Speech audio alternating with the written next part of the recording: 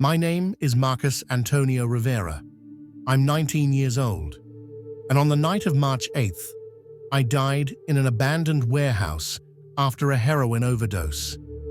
I wasn't supposed to be using my own product. That was rule number 1. But when you're dealing death every day, eventually it catches up to you. I'd been selling drugs since I was 15, started with weed in high school, moved up to harder stuff by 17. My mum worked 3 jobs just to keep our apartment in East LA. She never knew what I was really doing when I said I was hanging with friends. I told myself I was helping pay the bills, but really, I was just lost. The night I died, I'd just made a big score, $5,000 cash from moving product for the older guys. I was feeling invincible, stupid, reckless. I decided to sample some of the heroin I was supposed to deliver. Just a little bit, I told myself, just to see what my customers were chasing. I remember the needle going in. Then, everything went dark. But dying wasn't dark at all. 1 second, I was slumped against a concrete wall, and the next, I was standing. But not standing like normal. I was floating, watching my own body below me. My lips were turning blue. My chest wasn't moving. There was foam coming out of my mouth, and I looked so young, so broken lying there. I didn't feel scared though. I felt free, like I'd been carrying a 100-pound weight my whole life, and someone just lifted it off my shoulders. Then I heard something that made my soul shake, not with my ears, but with every part of me. It was like thunder, but gentle, like a waterfall, but personal. A voice that knew my name before I was born. Marcus. I turned around, and there he was, Jesus. I know that sounds crazy. I know you might think I was just hallucinating from the drugs. But this wasn't a hallucination. This was more real than anything I'd ever experienced. More real than the concrete under my feet. More real than the money in my pocket. More real than the fear I'd been carrying since I was a kid. He didn't look like the pictures in church. He was brighter, but not in a way that hurt to look at. His eyes held everything. Love, sadness, hope, justice, all at once. When he looked at me, I felt completely known. Every lie I'd told, every person I'd hurt, every choice I'd made, he knew it all. And somehow, he was still looking at me with love. Marcus, he said again, and his voice felt like coming home. Do you know where you are? I looked around. We weren't in the warehouse anymore. We were standing in what looked like a courtroom, but not like any earthly courtroom. The walls seemed to be made of light itself, and there was this sense of perfect justice, perfect truth. Nothing could be hidden here. Am I dead? I asked. Your body is dying, he said. But you're here for judgment. My heart sank. I knew what that meant. I'd been raised Catholic, went to church with my grandmother when I was little. I knew about judgment, I knew about hell, and I knew I deserved it. I know what I've done, I whispered. I know I messed up bad. Jesus nodded slowly. Tell me. So I did. Everything came pouring out. How I started selling drugs to help my mom with money. How it became about power, about respect on the streets. How I watched kids younger than me get hooked on what I was selling. How I carried a gun. How I'd beaten a guy who owed money so bad he ended up in the hospital. How I'd stopped praying, stopped caring, stopped believing there was anything good left in me. I hurt people, I said, and for the first time in years, I was crying. I hurt so many people. Kids are dead because of what I sold them. Families are broken because of me. Jesus listened to everything. He didn't interrupt, didn't make excuses for me, didn't tell me it wasn't that bad. He just listened with those eyes that held all the pain of the world. When I finished, he was quiet for a long moment. "Marcus," he said finally, "look." Suddenly, I could see.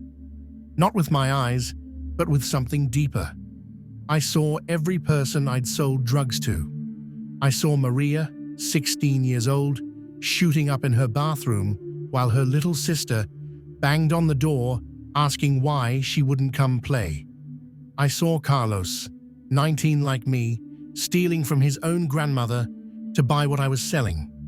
I saw Jennifer, a mum of 2, losing custody of her kids because she couldn't stop using. But it was worse than that. I could feel their pain, the emptiness they were trying to fill, the desperation, the shame, the fear. All of it hit me at once like a truck. I collapsed. Not physically, because I don't think I had a physical body there, but spiritually. I crumbled under the weight of what I'd done. "I'm sorry," I sobbed. "I'm so sorry. I didn't know. I mean, I knew, but I didn't really know. I didn't feel it like this." That's when Jesus did something I'll never forget, as long as I live. He knelt down beside me, the creator of the universe, the King of Kings. He knelt down in the dirt of my brokenness and put his hand on my shoulder. "Marcus," he said, and his voice was so gentle it broke my heart all over again. "Do you want to know something?" I nodded, still crying. "I was there every time." "What do you mean?" "Every time you made a sale, I was there. Every time someone used what you sold them, I felt their pain. But Marcus, I was also there every time you sent money home to your mother.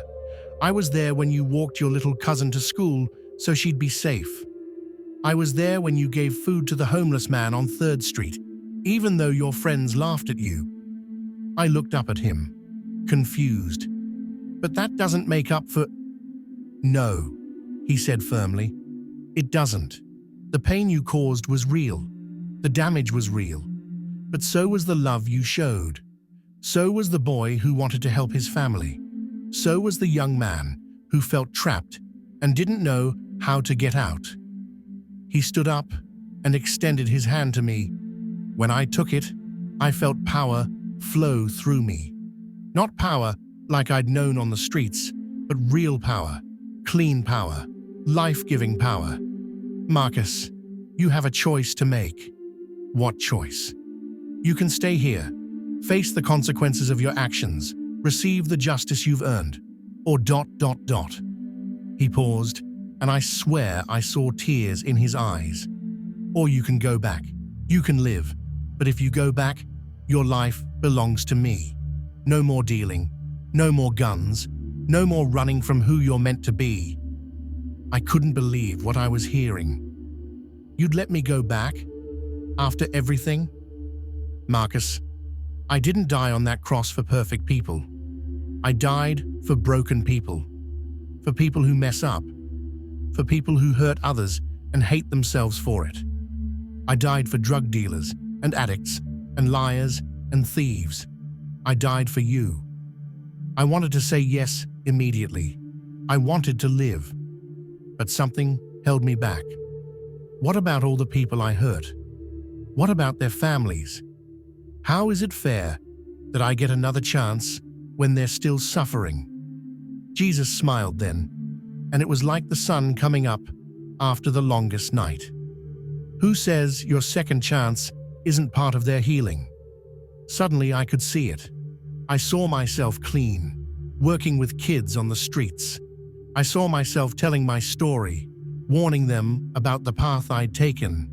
I saw families getting their loved ones back because someone cared enough to reach them before it was too late. I saw redemption rippling out like waves in a pond. "If you go back," Jesus said, "you'll suffer. Withdrawal will nearly kill you. People will try to pull you back into the old life. Some people will never forgive you.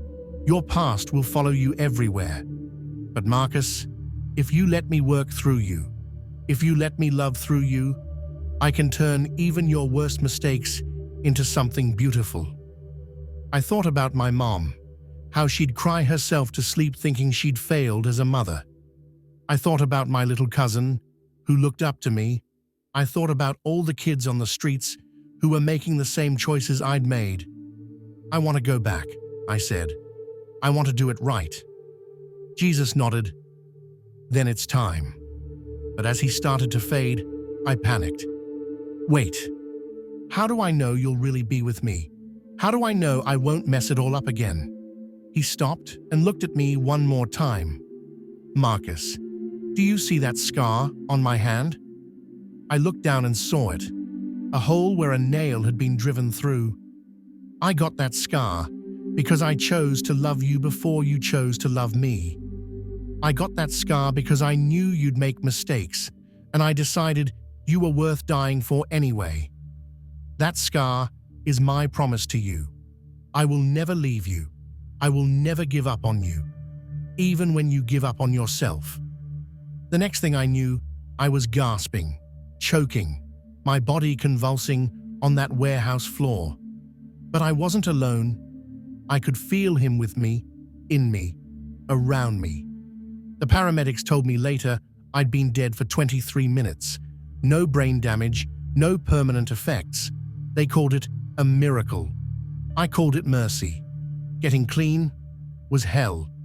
Jesus wasn't kidding about that. The withdrawal almost killed me 3 times. But every time I wanted to give up, I'd remember his face. I'd remember his promise. I'd remember those scars. My old crew thought I'd lost my mind.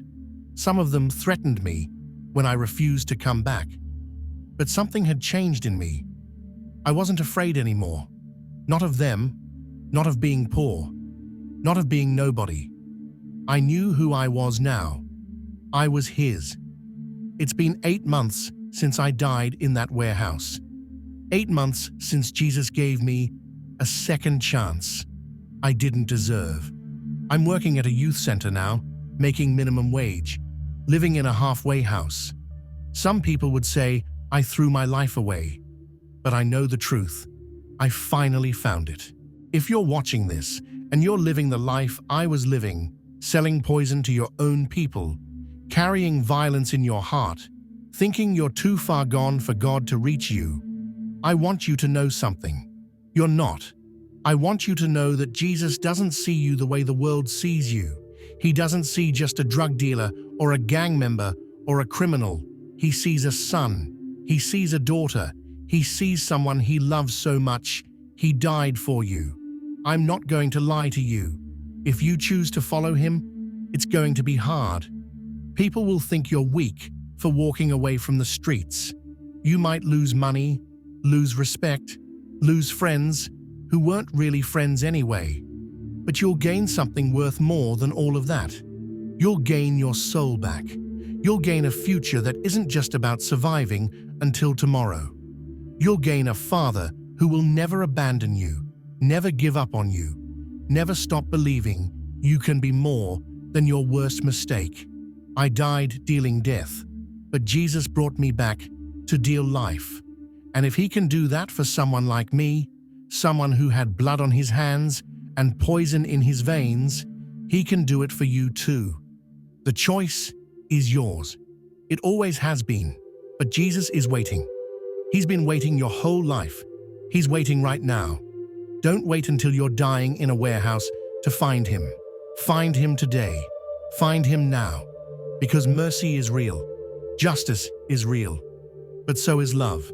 And love wins. My name is Marcus Antonio Rivera. I'm 19 years old. And I'm alive. Because Jesus gave me another chance. What are you going to do with yours?